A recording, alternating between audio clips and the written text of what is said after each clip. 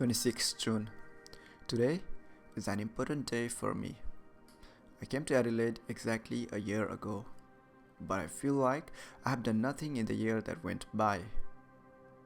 When I first came to this place, I thought I would not like it, but I was wrong. I immediately fell in love with this place. I fell in love with this giant city. It's been a year, but I still get lost in it. I see so many people, all busy in their hustle and in search for a happier life. I like it. They remind me to keep hustling and working hard to achieve what I came here for. I also love wandering alone in the empty streets of the suburbs. It provides me the solitude I need as an introvert and also reminds me of the fact that the happiness lies within myself.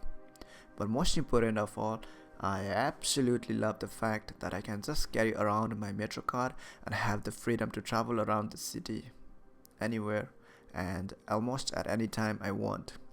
See, I like to get lost to find myself.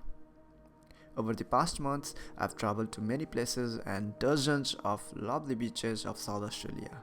They are all beautiful, like really beautiful. But as I look back now, I only have faint memories of the happy times I spent visiting these places.